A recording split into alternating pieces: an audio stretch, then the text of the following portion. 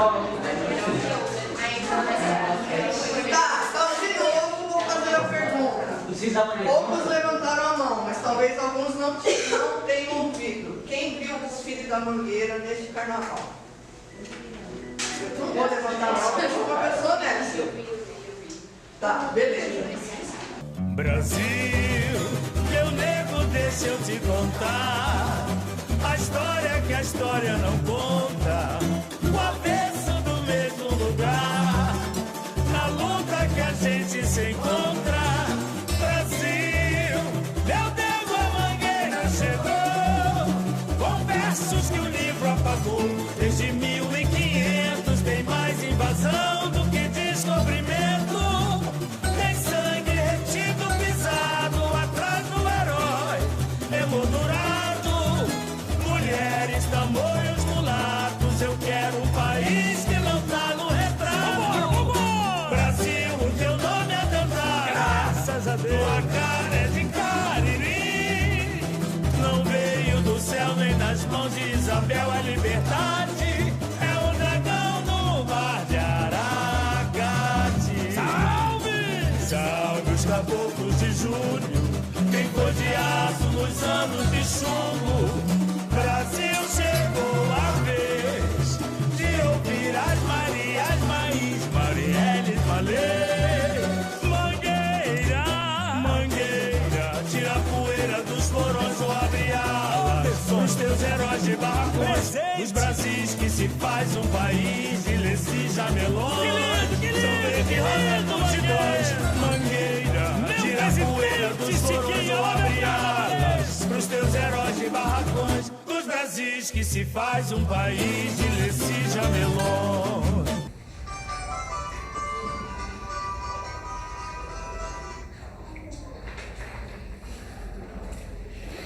Gente, então, por que a gente trouxe essa letra para vocês aqui? Né?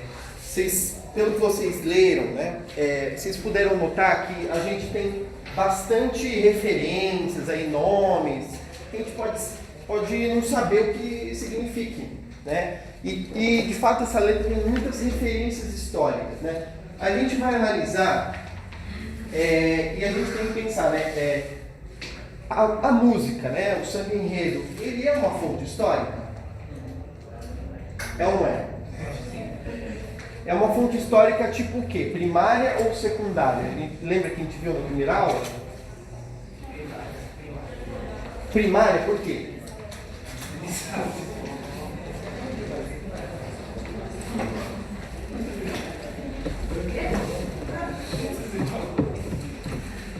Primária por quê? Ó, quando a gente fala de fonte primária, é aquela fonte que foi produzida num contexto histórico no passado. A gente vai analisar apenas a época em que ela foi produzida. Quando a gente fala de fonte secundária, é uma fonte que fala de um período ainda anterior, mais no passado, que conta sobre algo do passado, mas a gente também pode usar ela para estudar aquele período em que ela foi escrita, né? Então a gente pode chamar a música da Mangueira de fonte primária ou secundária? Secundária. Justamente. Então a gente vai tentar entender as referências históricas que estão no samba enredo da Mangueira, mas a gente também pode analisar essa letra de acordo com o contexto histórico em que ela foi produzida. Ou seja, 2019, no Rio de Janeiro. Então, eu recomendo para vocês também assistirem o vídeo de todo o desfile da Mangueira, porque ainda a gente vê que é ainda mais profundo o conteúdo, todo que ela quer passar no desfile, né? Tem bastante conteúdo aqui. Então vamos lá. Vamos no refrão, né? Brasil, chegou a vez de ouvir as Marias, Maís, Marielles, Malês. O que são esses nomes aí, né? O que ele quer dizer? Para ouvir quem? Ouvir quem? Que Marias são essas que a gente está falando? As mulheres, principalmente as mulheres negras. Exatamente, porque Maria é um nome bem comum no Brasil, não é? Pelo nosso legado cristão, né? E é muito comum que tem muitas mulheres chamadas Marias e principalmente mulheres negras, pobres. Então a gente está falando principalmente de mulheres negras e pobres. Marins. Marins se fala no plural, mas é Marim. Luísa Marim. Alguém já ouviu falar? Então, a Luísa Marim, ela era uma mulher que era escrava lá no século XIX e que ela, na verdade, não tem nenhum escrito dela, nada que ela produziu para que a gente entenda a história dela por ela mesma. Mas o filho dela, chamado Luiz Gama, era um poeta negro também, e que escreveu sobre a mãe dele, e ele contou a história de que ela era uma quitandeira e que ela também ela era uma revolucionária. E ele fala de várias das características dela, né? De que ela teria sido trazida da África, né? Uma escrava, que depois a gente vai ver melhor na história da África, uma africana sudanesa que foi trazida trazido da África para o Brasil no navio negreiro e foi para Salvador. Eles eram de Salvador, Bahia. E lá foi palco uma revolta muito importante chamada Revolta dos Malês. Olha aí, mais uma palavrinha que ele fala aqui, Malês. E está falando exatamente dessa revolta que provavelmente, pelos escritos do Luiz Gama, e por outras evidências, a Luísa Marim teria participado. E que foi uma revolta de escravos aqui da cidade de Salvador, e que foi por parte de muitos escravos que estavam querendo a liberdade, é claro.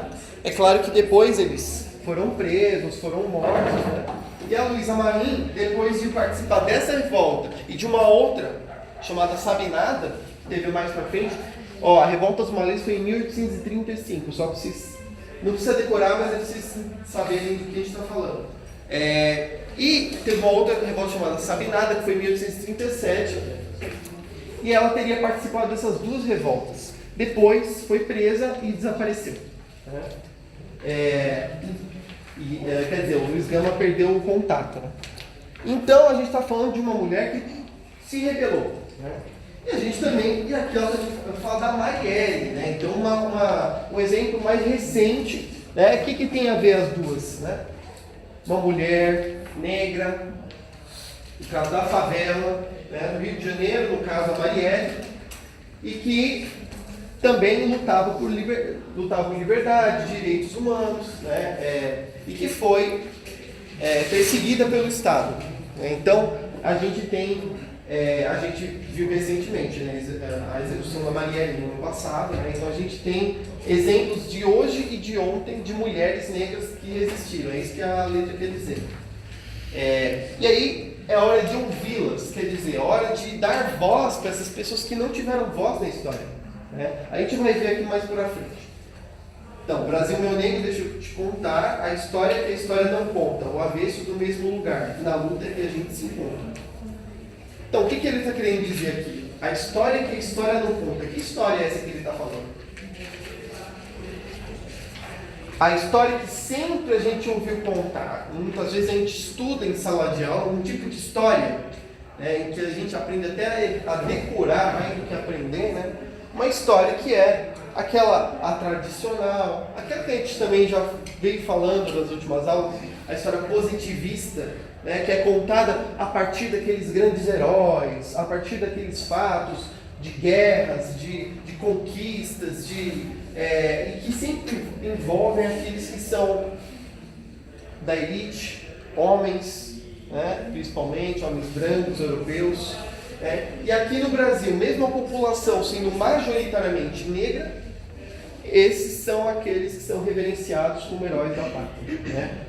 E aqui, aqui se fala que a gente precisa olhar uma outra história, não olhar para essa história que sempre é contada, mas a história que não se conta, aqueles que tentaram apagar a história. A gente vê o avesso, né? Vê o inverso daquilo que está sendo dito.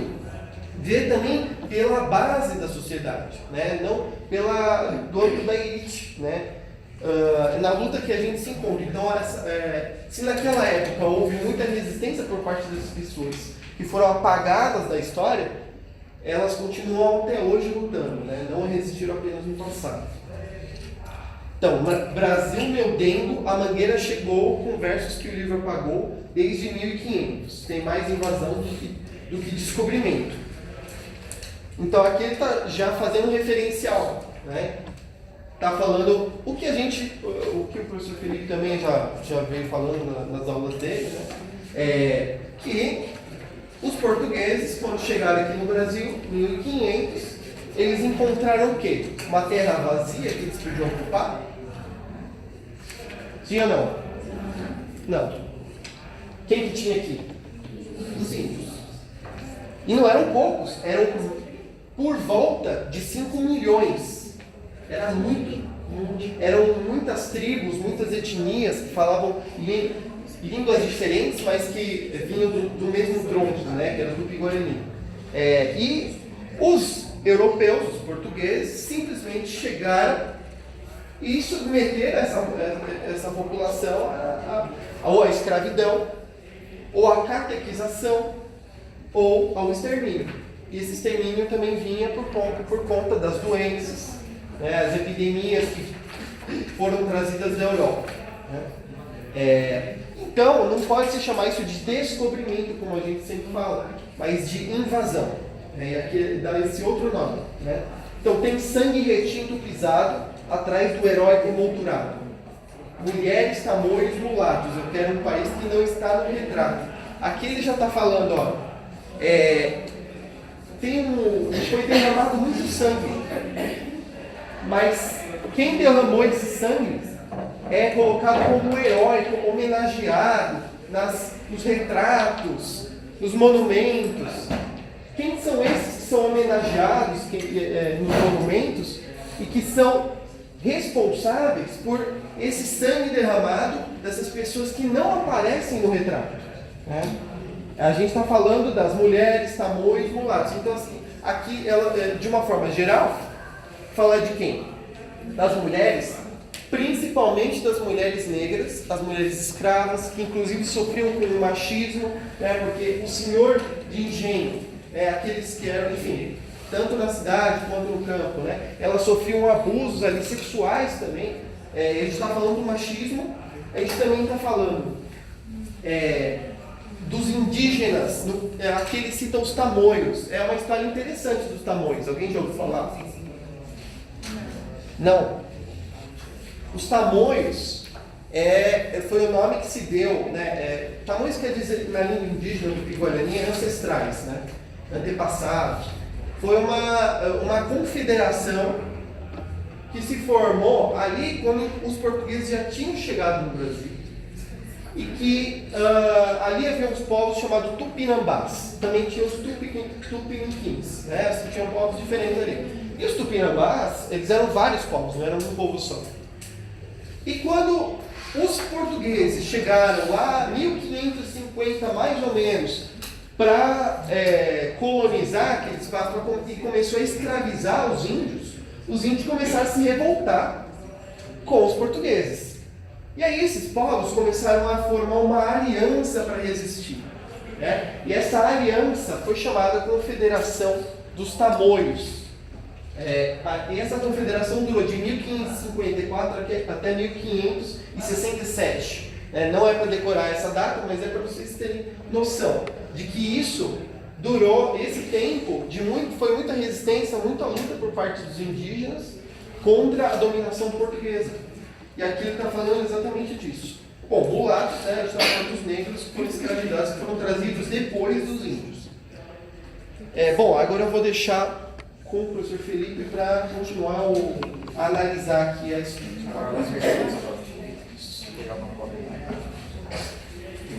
Bom, gente, bom dia. Porque eu não falei bom dia ainda. Bom dia. Seguindo na música. A próxima estrofe começa assim: Brasil, tua nome é Dandara, tua cara de Cariri, não veio do céu nem das mãos de Isabel. A liberdade é um dragão no mar de Aracati. Bom, Dandara... Alguém conhece Dandara? É o nome do cursinho. Não, do cursinho. Peraí, cara. Mas o que vocês sabem da Dandara? Além dos Palmares.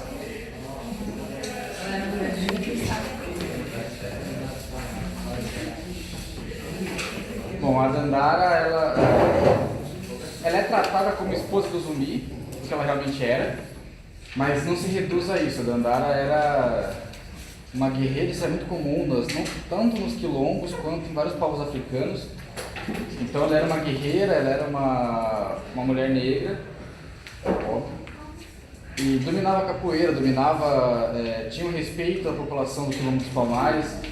Então ela foi uma pessoa marcante não só para a causa negra, de forma geral, o movimento negro, ela ainda hoje é respeitada, mas também para a causa das mulheres em específico, assim, por tudo que ela representava, de não ser apenas a esposa do zumbi, mas de ser realmente uma pessoa que era valorizada no quilombo, que tinha autoridade, que tinha conhecimento de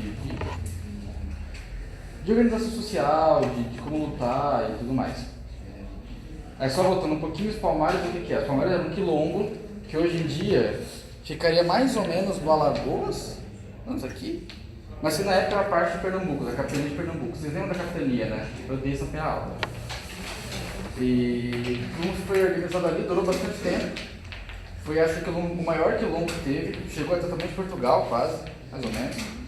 Foi um quilombo muito grande, muito cheio, muito variado também, porque os quilombos não só abrigavam negros, mas também abrigavam indígenas, às vezes brancos que era menor quantidade de brancos que não estavam inseridos na dinâmica social da colonização portuguesa. E o quilombo durou uma cota até ele ser destruído pelo Domingos Jorge Velho, Domingos Jorge o Velho, que hoje em dia a gente foi encurtando o nome do cara até ficar O velho é o epíteto? ele é Não chamado... é um... o nome dele é Domingos Jorge o Velho, ele era velho quando ele derrubou o quilombo. A gente acabou cortando esse O, aí veio Domingos Jorge Velho, mas não tinha o velho nome dele, era Domingos Jorge o Velho. E daí isso é interessante porque eram 3 tipos de atividades que os bandeirantes faziam. Eles faziam apresamento, que era para prender índios ou escravos fugidos, escravos negros também. A prospecção, que era para procurar mina de ouro, qualquer outra coisa que fosse pedra preciosa, ou expedições de destruição, igual essa que acabou com os Palmares. Então já está por aí. Então, Felipe, só posso acrescentar um negócio que eu tinha esquecido de falar para vocês quando a gente estava no outro estrofe sobre os bandeirantes, para já encaixar no Domingo Jorge Velho para ajudar aí na compreensão. Gente, quando fala aqui na letra, né,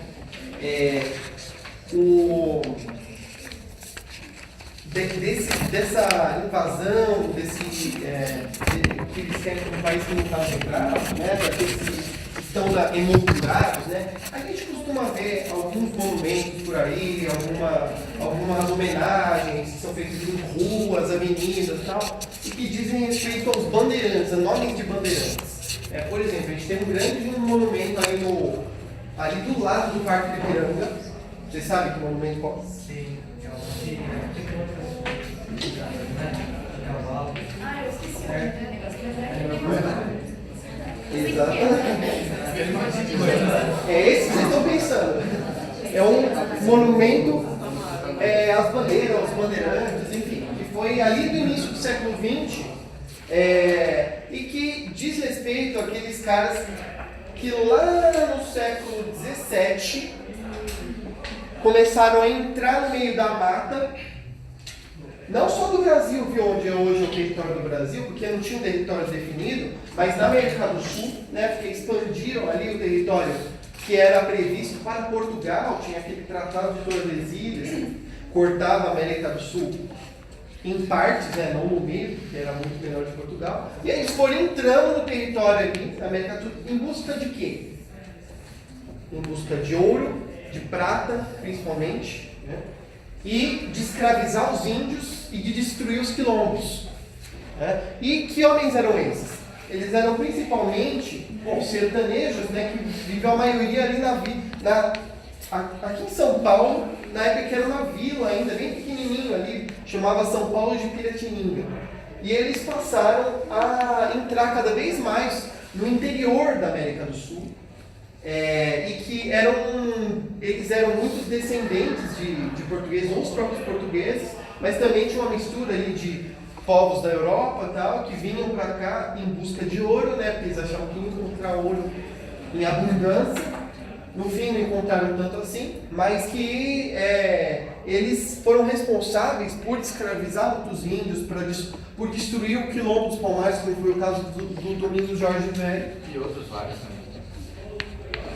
Exatamente, muitos outros. Tem o Raposo Tavares, que é o nome de uma rodovia, inclusive. Borba Gato, Raposo Tavares, Borba Dias. Fernando. Inclusive, quando... Você lembra do Fernando? Pode falar. E tem uma música, eu não lembro o autor, eu sei que o nome da música é Eu Só Peço a Deus, que eles citam toda essa história do Brasil, e nesse verso eles citam o Castelo Branco, o Raposo Tavares e outros tantos, e eles falam que colocar esses nomes no Brasil seria a mesma coisa que colocar rodovia Hitler em Israel, é muito pesado. Não, é exatamente.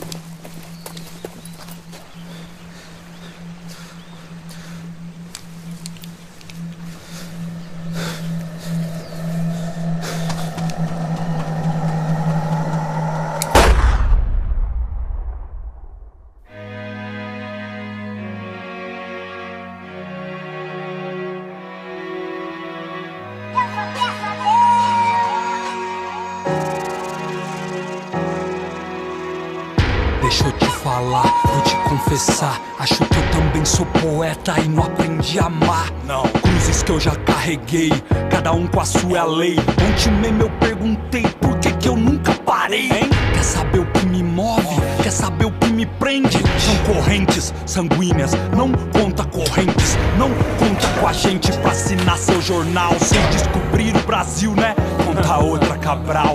É o país cordial, carnaval, tudo igual. Preconceito racial, mais profundo que o pré-sal. Tira os pobres do centro, faz um cartão postal. É o governo trampando, Photoshop social. Bandeirantes, Anhanguera, Raposo, Castelo, são heróis ou algóis? Vai ver o que eles fizeram. Botar o nome desses caras nas estradas é cruel. É o mesmo que rodovia Hitler em Israel. Quando São Paulo começou a ficar uma cidade, um estado importante, uma cidade importante, eles precisavam criar uma identidade para São Paulo. E daí eles foram buscar onde? Os bandeirantes, porque para eles os bandeirantes saíam daqui e conquistaram o Brasil. Para eles, para a mente da elite paulista daquela época, os bandeirantes eram a contribuição paulista para a construção do Brasil. Não é à toa que o bandeirante ele é uma espécie de... Quer dizer, a elite transformou no herói nacional, mas aqui em São Paulo, principalmente, os bandeirantes ainda são uma espécie de suprassumo do Estado. O Palácio do Governador, onde está lá o Dória agora, já é o Palácio dos Bandeirantes. Então, quando fizemos as ocupações que tiveram nas escolas, há uns anos atrás, quando ocuparam o Fernão Dias, que fica lá em Pinheiros, a escola funciona na casa que dizem que é do Fernão Dias, do Bandeirante. E tem uma puta estátua do Fernão de uns 4 metros lá na frente, eu acho. Quando eles ocuparam a escola, os caras, os estudantes, pegaram um monte de saco de lixo, costuraram assim e cobriram a estátua. Não era pra falar que o bandeirante não ia aparecer, não tinha que aparecer o Fernão Dias, porque não era uma ocupação da elite, era do povão, então tinha que ter lá um herói da elite. Tem tudo isso na história de São Paulo, a história dos bandeirantes. A gente vai entrar um pouco mais nisso aí quando eu voltar pro pessoal do Brasil mais diretamente, que vai falar de ouro, Minas Gerais, do Girantismo e tudo mais. Aí, seguindo, aí ele fala: tua cara de Cariri, no segundo verso dessa estrofe, não veio do céu nem das mãos de Isabel, a liberdade é um dragão no mar de Aracati. Por que ele fala isso? Eu acho que o foco dessa estrofe é o seguinte: é o verso em que ele fala que não veio do céu nem das mãos de Isabel. Tem toda essa ideia de que foi a Isabel que libertou os negros. Os monarquistas, esse mês, se eu não me engano, pretendem organizar eventos em comemoração a Isabel por ter libertado os negros. Então vê como é que é a distorção dos caras. eles vão fazer um evento em homenagem a Isabel por libertar os negros. Então eles ainda imaginam ela como uma espécie de heroína. Quando na verdade quem libertou os negros foi nada mais, nada menos os próprios negros. Foram eles que se libertaram. E ainda hoje lutam para manter essa liberdade e expandir porque ainda não é plena. A gente tem que reconhecer que você dar 80 quilos num cara para um chá de bebê não é liberdade para uma pessoa negra. Por quê? Porque ele fala aqui do Cariri, que era um grupo indígena que tinha lá no Nordeste, no Ceará mais ou menos. E fala também do Dragão do Mar, de Aracati, que era um jangadeiro, O jangadeiro é o que o nome diz, ele é um cara que pilotava jangada. Ele era um funcionário público, né? Pilotava jangada, o barquinho aqui na costa do Ceará também, no Nordeste. E ele transportava escravos, que era para fazer, ele transportava uma galera, incluindo escravos. E com o tempo isso foi incomodando ele era negro, ele via que tipo, era gente igual a ele, estava sendo transportada, que ele transportava para trabalhar forçadamente. E com o tempo ele começou a fazer parte do movimento abolicionista no Ceará. Então ele foi uma figura destacada de luta dos negros pela sua independência. Salve os caboclos de julho, quem foi de aço nos anos de chumbo. O Brasil chegou a vez de ouvir as Marias, Marinhas, Marielles e Manês. Vamos lá. Que referência que a gente vê nessa estrofe? Caboclos de julho. Para mim, eu vou ser honesta, foi uma surpresa até eu ver os detalhes da revolta, da Guerra de Independência da Bahia, comemorada em 2 de julho. Ué, como assim, professor? Os baianos que ficam lá na rede, meu rei, aquela preguicinha de água de coco, eles finalizaram a independência em 1823, no dia 2 de julho. Quando foi proclamada por Dom Pedro I? 7 de setembro de 1822, aqui no Sudeste. Considerando, a brincadeira do preguiçoso é só uma brincadeira, tá? Não é bem assim. O que é preguiçoso são as informações. O fato histórico, ele tem uma certa demora para acontecer, dependendo do contexto. Numa época em que não tem Facebook, não tem WhatsApp, não tem Instagram, imagina só. Mas não só por causa disso, por outros fatores também. 7 de setembro de 1822, o nosso querido príncipe, Dom Pedro I, levanta a espada no seu cavalo e diz independência ou morte. Ele quebra com o pai, Dom João VI, em Portugal.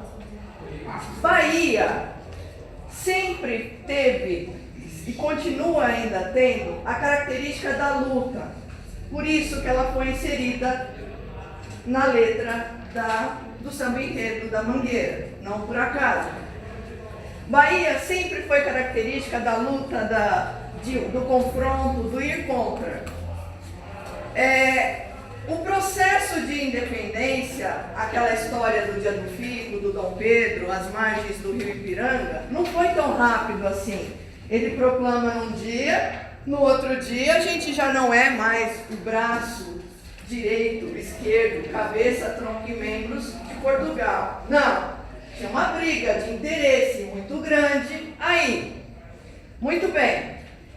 Bahia começa o seu processo de revolta, de independência, em fevereiro de 1822, um pouco antes do Dia do Fico, e termina com tiro, porrada e bomba em 2 de julho de 1823. Por que eu disse tiro, porrada e bomba?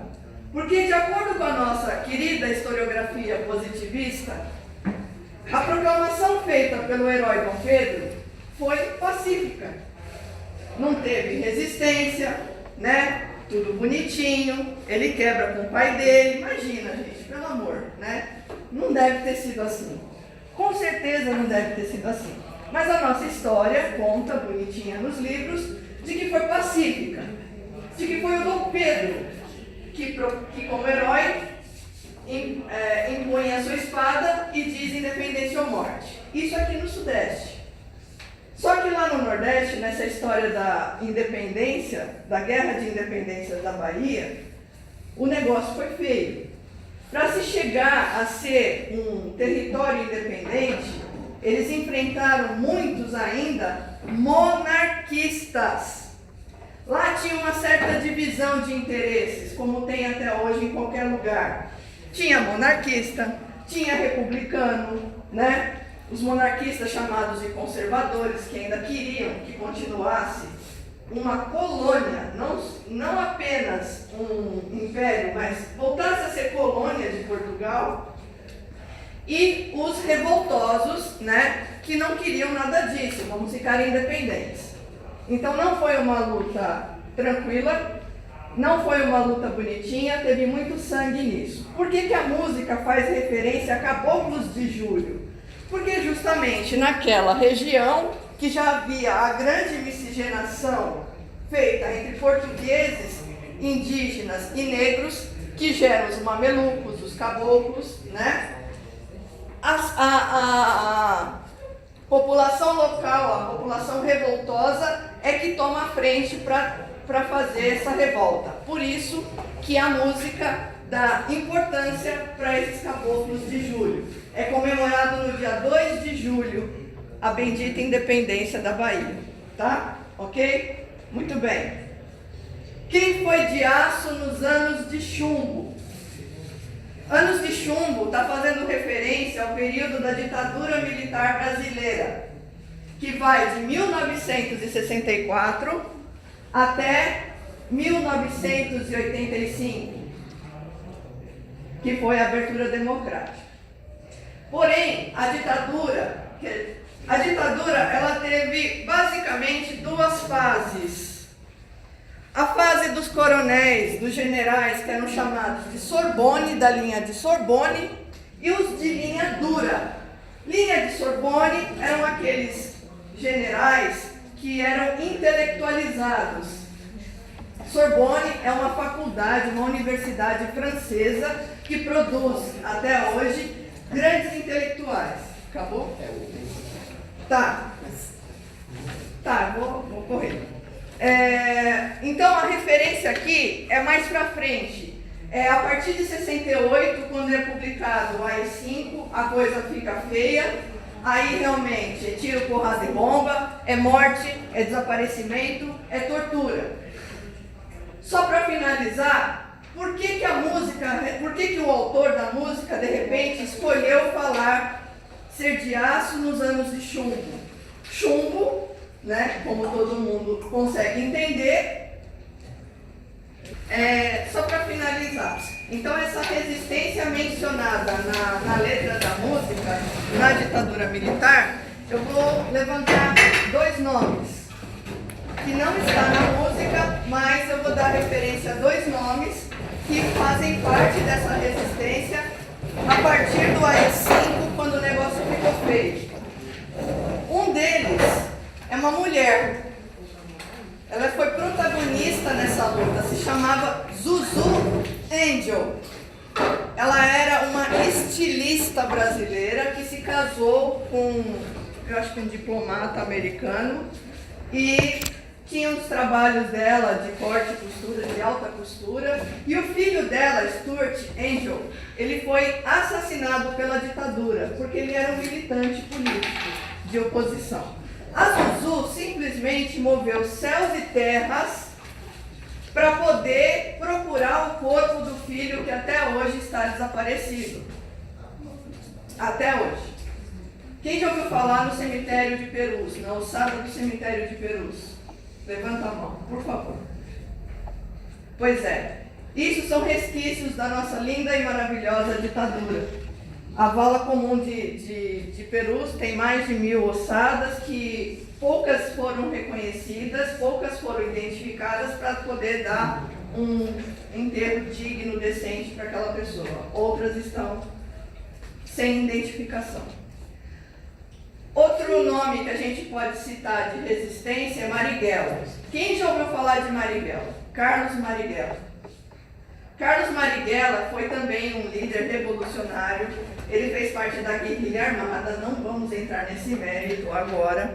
mas ele fez parte da guerrilha armada e foi assassinado numa emboscada em 1969 pela tropa do famoso delegado Fleury, aqui na Alameda Casa Branca, travessa da Avenida Paulista. Detalhe, fonte histórica, só para finalizar. Eu conheço, o Marighella, ele fundou a ALN, Ação Libertadora Nacional, que era o grupo dele de guerrilha urbana, que ele chamava. Eu conheço o colega dele, pessoalmente, conversei, faz parte da minha pesquisa para projeto de mestrado, é o escritor e jornalista José Luiz Del Roio. Eu conversei com ele pessoalmente e, como historiadora, não podia deixar de perguntar: cara, você fez mesmo parte da formação da ALN com Marighella? O cara falou: sim, fiz parte. E ele me contou algumas coisas. Por que eu estou falando esse adendo para vocês? Porque isso é fonte histórica. Mas que tipo de fonte histórica que eu tive cara a cara? Não é nem escrita, nem material. Que fonte histórica é essa? Que eu posso utilizar, inclusive, para uma pesquisa acadêmica. Fonte histórica oral. Eu estava com um sujeito histórico na minha frente, ele é lenda viva, já tem seus 90 e poucos anos, mas eu estava com ele frente a frente e ele estava me contando o que ele fez, o que aconteceu. Isso é um exemplo de fonte histórica. Ok? Acho que é só, né?